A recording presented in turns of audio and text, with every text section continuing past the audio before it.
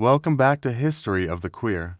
Today, we're journeying to Japan to uncover centuries of queer traditions that have been hiding in plain sight. From the battlefields of the samurai to the dazzling stages of Kabuki theater, this history is as rich as it is surprising. So, let's dive in. Between the 12th and 19th centuries, a cultural practice known as wakashū-dō, or the way of use, flourished. Within the esteemed samurai class, it was common for an older, experienced warrior to form a mentorship with a younger apprentice, called a wakashū. This wasn't just about training. These bonds were often deeply intimate and romantic. Far from being hidden, these relationships were celebrated as a way to pass down essential virtues like honor, loyalty, and skill. If you look at the art and literature of the time, poetry, paintings, and even military chronicles, you'll find these bonds described not with shame, but with genuine admiration. For these warriors, love and mentorship were intertwined, shaping the very core of their lives and identities. It was a beautiful fusion of duty and desire. At the same time, in the vibrant urban centers, the world of Kabuki theater was exploding in popularity.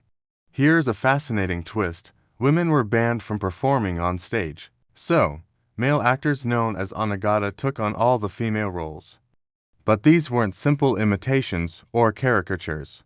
The onnagata dedicated their lives to studying femininity so deeply that they became icons of beauty, grace, and desire. Audiences, both men and women, were completely captivated and often fell in love with them. Some onnagata became the era's biggest erotic celebrities, blurring the lines of gender and attraction in a way that absolutely thrilled Edo period Japan. They challenged everyone's ideas of what it meant to be a man or a woman, and what it meant to be desirable. And what about religion? Queerness found a space there, too. Buddhism, as practiced in Japan, never held a strict condemnation of same-sex love.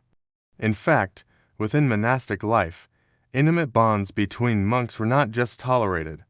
They became an accepted part of temple culture.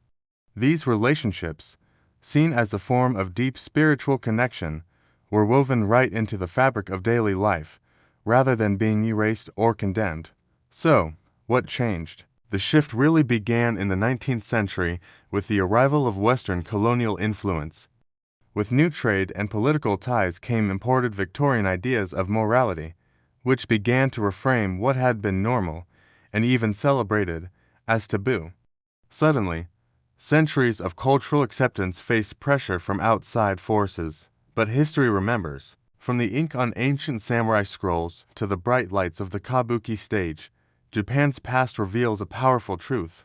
Love, beauty, and desire have never been confined by rigid binaries. They have always been as fluid and complex as life itself, as sharp as a warrior's blade, as graceful as a performer's dance, and as enduring as a timeless poem. Thank you so much for joining us on this journey. If you want to uncover more queer stories that history tried to erase, don't forget to like, subscribe, and hit that notification bell. We'll see you next time.